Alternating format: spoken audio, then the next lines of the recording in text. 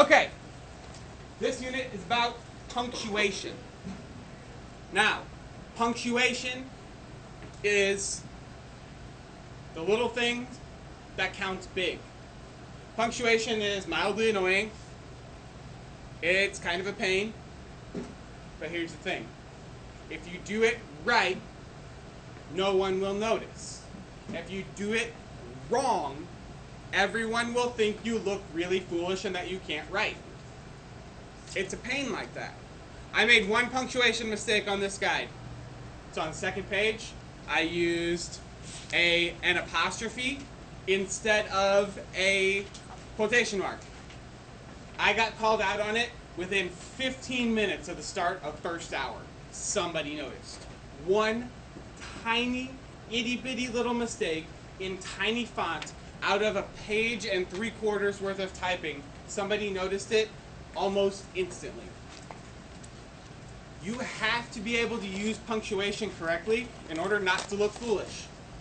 That's all there is to it. If you want to look like a professional writer, which you can very easily do, there's no difference between something a professional writer writes and something you write, except for the fact that most of them can use punctuation and dialogue and paragraph structure exceptionally well. And if you can do that, there's no difference at all. Yes, sir? Right here. I know. You found it. Yep. So, the punctuation that we're going to talk about, starting off, is the same punctuation you've been learning since kindergarten. The punctuation that goes at the end of a sentence. First one, a question mark. If it's a question, put a question mark on it. If you expect an answer, it needs a question mark. That's it. It ain't any more complicated than that. An exclamation point. Exclamation points are very, very overused. Technically, when you're doing one of these worksheets, the only way you use a question mark is the little Red Riding Hood thing. What big teeth you have? Sounds like a question, but there is no answer. That gets an exclamation point. Do we use exclamation points in writing all the time when the sentence doesn't sound like that? Yes, we do. Is it technically 100% grammatically correct? No, not really. Can you get away with it? Yes, if you don't do it too much. As you guys know, if you do a statement with 15 exclamation points after it, you get a really mildly mean little sarcastic note from me that says use your words, not your drawings of exclamation points. So you only need one of these.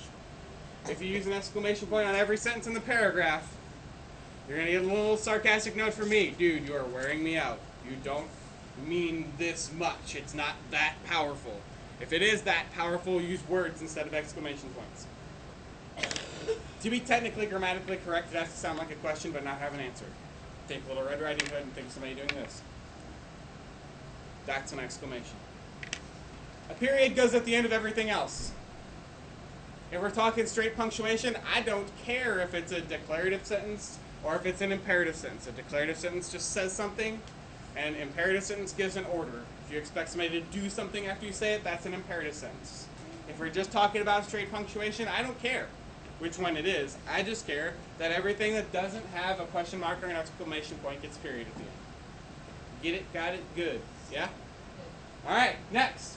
Commas. This is incredibly tiny. Because there are 4,972 rules about how to use a comma. We're going to talk about 20 of them. But I say your general, overall, if you're peer editing and there's nothing around to help you, rule for using a comma is this. If you would say it out loud and pause, put a comma there. If you would say it out loud and stop, end your sentence. Alright, your general overall rules. These are the basics. Use a comma to separate a list of 3 or more things in a sentence. Don't just have a giant list that draws on and on. You need to separate it. To set off introductory words like yes or well, like if I said, well class, today we're going to learn about punctuation. Where would the comma go? Sir? Right behind well. It's an introductory word. To set off names being used directly, like if I said, Billy, pay attention. Where does the comma go? Huh? Where's it go? Nope, you. Yeah, right after Billy. Set off a name if I'm talking directly to that person. To set off a prepositional phrase, prepositional phrases are the most hated things we studied all year, right? Because they're a little confusing. Not anymore. If it starts with a preposition, that gives time or location. In, around, on. Remember, if a time-traveling mouse can go there, it's a prepositional phrase. In 1861, on top of your desk, under your desk, tomorrow, next week. Those are all prepositional phrases, except tomorrow. Sorry about that. It doesn't have a preposition. Up here, my example. In 1861, comma, the Civil War began. The Civil War began can be a sentence on its own. It just gets added to by the prepositional phrase. If it's added to, it's separated by a comma. Separate words that interrupt the flow of thought in a sentence. So if I said, using punctuation, obviously, is something you're going to have to do. It would be using punctuation, comma, obviously, comma, is something that you're going to have to do. Because obviously interrupts the flow of the thought. Following a conjunctive or joining verb. Like, however, punctuation is kind of obnoxious. However, comma, punctuation is kind of obnoxious. To set up in a positive.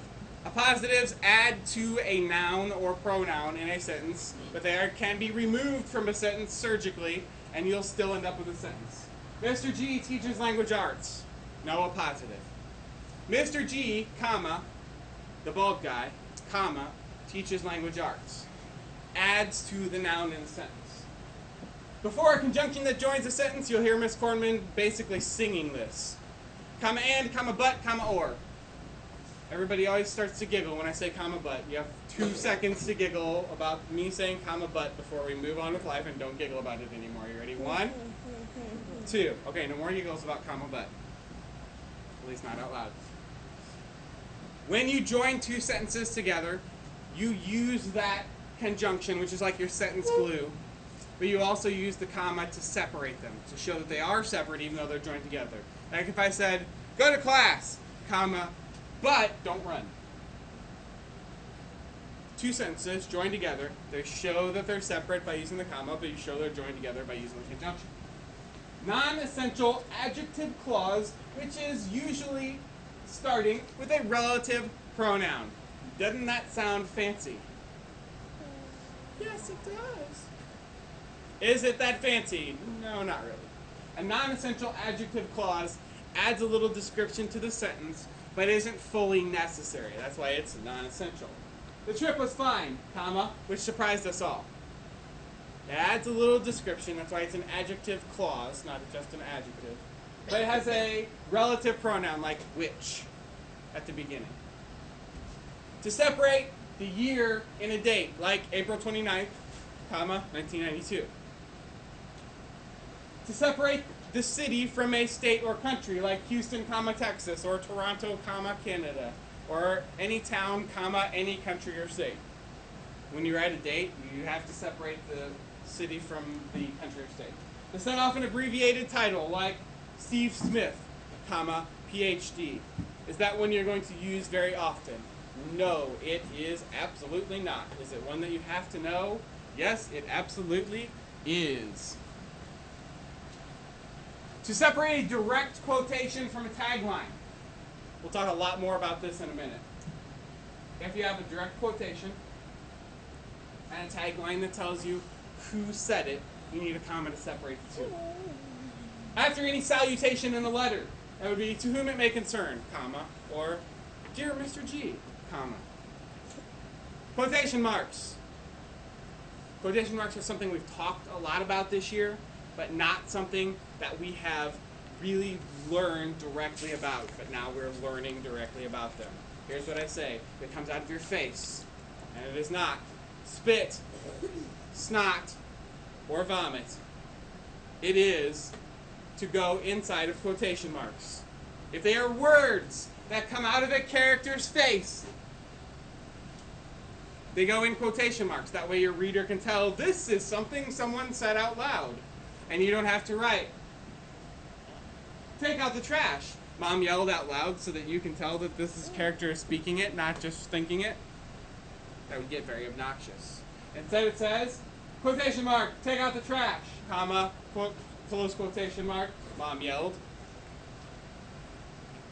I replied, comma, open quotation mark, I did it last week, close quotation. Or if it's in the middle, open quotation mark, you, comma, she retorted, open quotation mark, are a disgusting mess, close quotation mark. Mama's kind of blunt. It's disgusting not to take out the trash more than once a week, though. Wherever the words come directly out of a character's mouth, it gets quotation marks. If it doesn't, it doesn't. A period that closes a sentence goes inside the quotation mark. An exclamation point or question mark that is part of what the character is saying goes inside the quotation mark. Every time a new speaker talks, this is probably the single most important thing that I'm going to tell you today. It is probably the single most common punctuation mistake that anyone makes. Anytime a new speaker talks, hit enter in your brain. Bump it down the line and indent. When a speaker talks, that dialogue is treated like its own paragraph. Now, if that is confusing to you, get the AR book that you're required to bring to every class every day, open it up, and see how that author and that editor set it up. If you're paying a professional author several $1,000s to edit a book, you can guarantee they're going to punctuate their dialogue correctly. I could go on and on. I could give you 40,000 examples on the board. It will not click nearly as easily as if you just open up an AR book and look over how that author set it up. And you'll go, oh, that makes sense. Now I get it.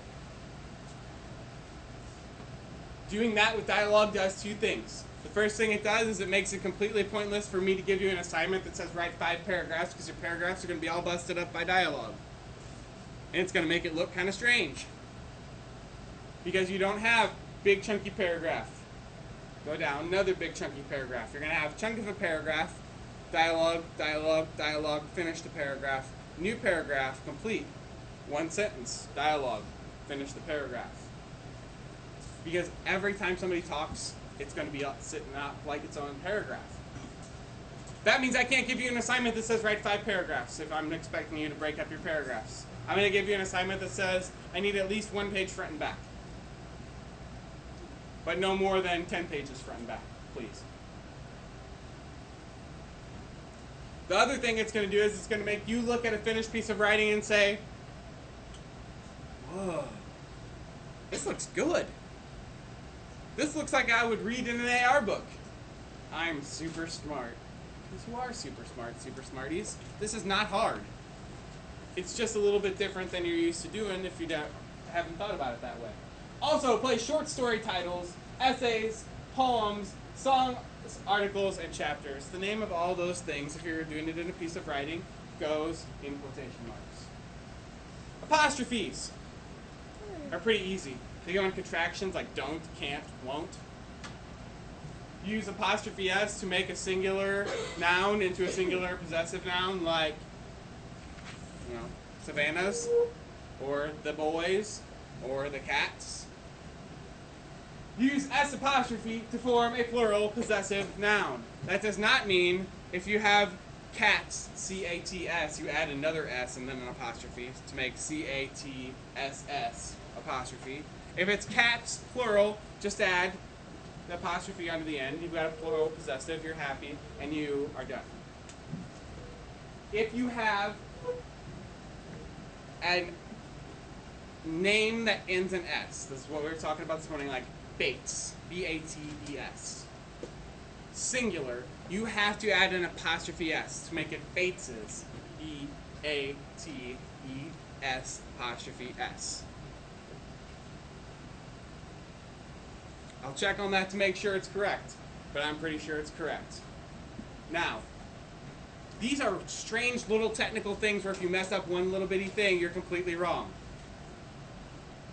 You carry around 3 pounds of dead tree every day to this class. Use it. All the answers to any grammar question you're ever going to ask me is in your book. This is a cheat sheet with all the rules on it. Use it. If you think you punctuate perfectly, you are wrong. None of us really do. It's very complicated. Check yourself to make sure. Also, to create a possessive indefinite pronoun, which also sounds rather fancy, you use an apostrophe S. An indefinite pronoun is a pronoun that could be anybody, like anybody. If I said, this paper could belong to anybody. It could be you, or you, or you, or you, or her, or me, or anybody. That's why it's indefinite. It's not definite. We don't know. That's on your math test. It's really important. Remember, an indefinite pronoun could be anybody. And that's it. So everybody's clear on punctuation, yes?